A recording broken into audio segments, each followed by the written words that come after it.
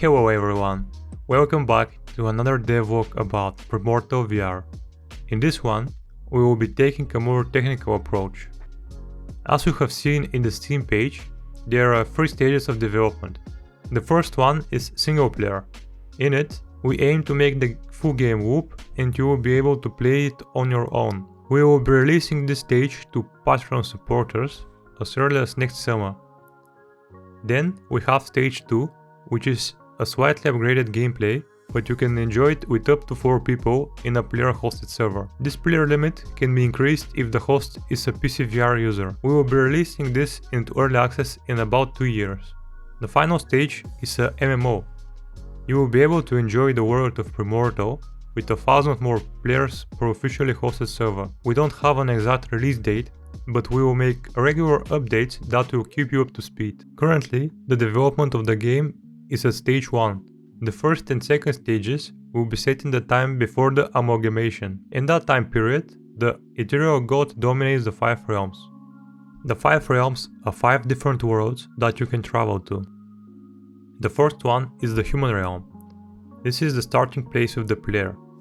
You will start your journey here. It closely resembles the medieval period of the human civilization. There are no fantastical elements in this realm. Then you have the second realm, which is the homeland of the dwarves. This realm is harsh and hard. There are 2 main biomes, snow mountains and dark caves. The third realm is of the elves. This place is a good contrast to the dwarven realm. There are all kinds of fantastical creatures, weapons, items, powers and places on this land. Then we have the dark realm of the undead and dying. This realm is made to resemble the purgatory. It is the final test before your meeting with the ethereal god.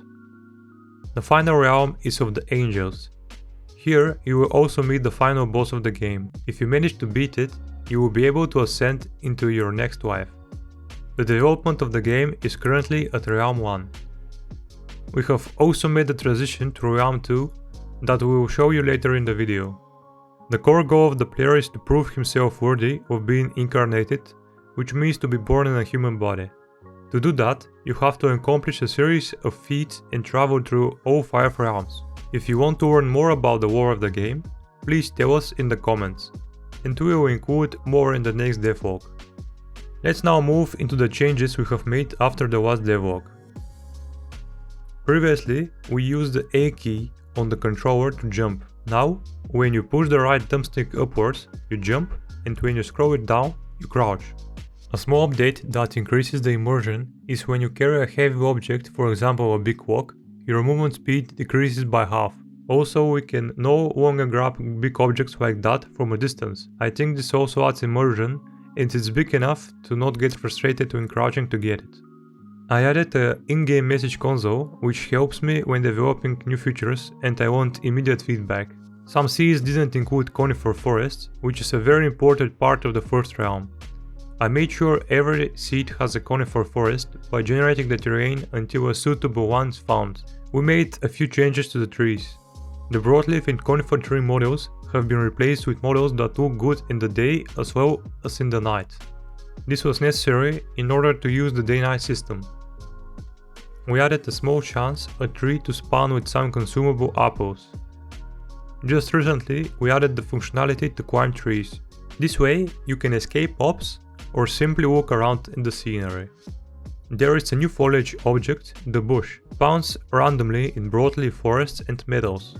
It has a chance to spawn with berries that you can consume to gain fullness and hydration. We added different materials. The most basic material is the stone, followed by the flint. Then we have the tin, copper, finally bronze. Flint can be found on the shore near water. Tin vines can also be found there. Copper generates in vines in the conifer forest. If you combine ingots from tin and copper, you get bronze. Each one of these materials can be used for crafting tools and weapons. We have added a new interface, the Handbook. The build menu is replaced by a handheld book. Each build now has its own icon and material requirements. The second tab of the book features all player stats. This is an upgrade from the hand stats that were being used previously. But this way it's hard to know how much health or stamina you have left, so we added screen overlays. If you see a red overlay, then you are low on health.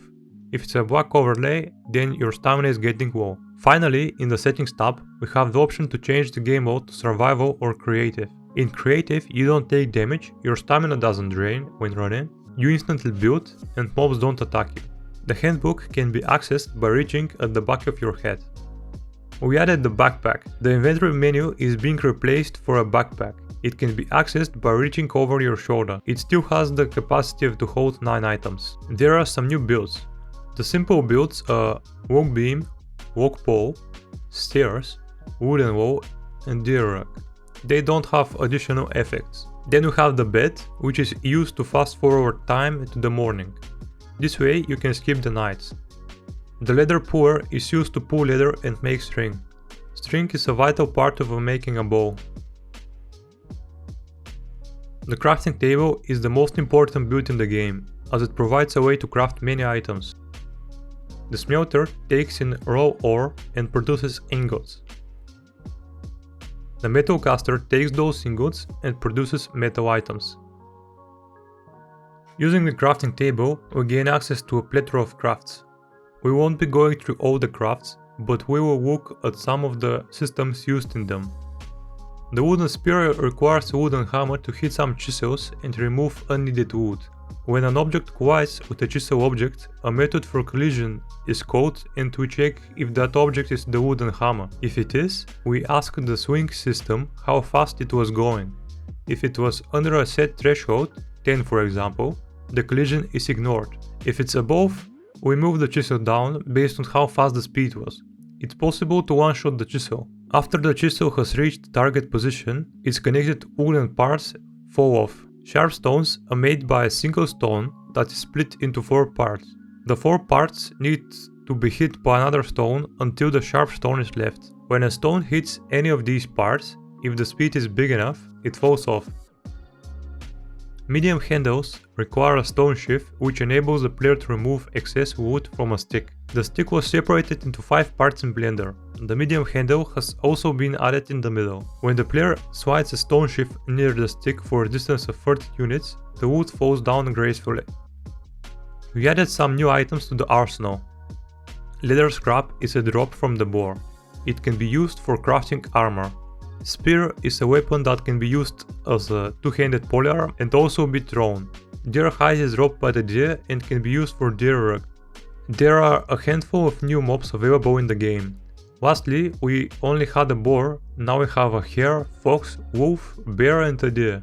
There are 2 behavior types of mobs. They are fight and flight. These are the responses to the player when they detect him. The hare, fox and deer are fight type mobs and they run away when they encounter the player. The others, boar, wolf and bear, are fight type. There are also 2 more mobs in the cave which we will look later. Each mob follows the base AI script. It tells it what to do when specific conditions are met. Based on how far from the player the mob is, their mood changes.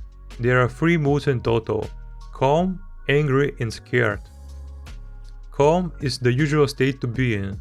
When a player approaches, however, the mood changes to angry if the mob has a fight behavior or to scared if it has a flight behavior. Then the state changes based on the mood. If it's calm, it will seek for food, water or shelter when its basic attributes are under 50%. This is implemented, but the basic attributes don't ever fall below that point, so the mobs don't use this yet.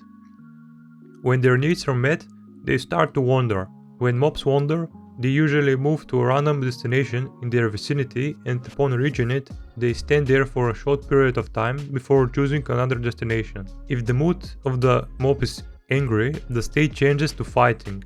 If the mood is scared, then the state is fleeing. We have also implemented a forward occlusion system for the mobs to not hit walls and keep going. It casts a ray forward, and if something is hit, then the mob chooses another destination to wander to. Some mobs drop meat which can be cooked. We have updated the swing system.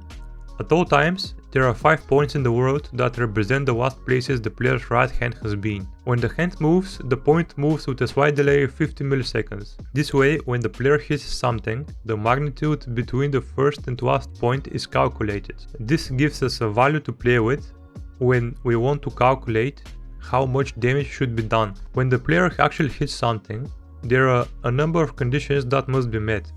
First, the collider of the held object must be correct. For example, we don't want the handle of our axe to do damage to the tree, but only the axe head. Then we check if the interaction between the hit object and the held object is valid. We don't want to mine copper ore with a wooden spear. And finally, if the damage threshold is covered, we deal damage and show a marquee on the collision points. We stop the held object's velocity and reset the swing points. We have added a bow. The bow is made up of two parts. The first one is wooden and the second is the string. The wooden part has a fixed hand pose for the left hand. The string is only grabbable by the center and with the right hand. When you pull the string back, the bow model animation moves in frames to simulate the pull of a string. It does this by getting the center position of the string. When you release the string, a calculation is made for how fast the arrow should be shot. The calculation is a multiplier of the added velocity by the difference of the string points in resting position and the current pulled position. If the pulled position is too close to the resting position, it doesn't shoot the arrow. We did some optimizations. It's a good practice to optimize on the go, so we will be doing that on par with the new functionality. One of the optimizations was the LODs of different frequently used models. For those who don't know, LOD means level of detail. A different model of the same object is displayed based on the distance you are from it. For example, the boulders and the trees have 4 LODs each.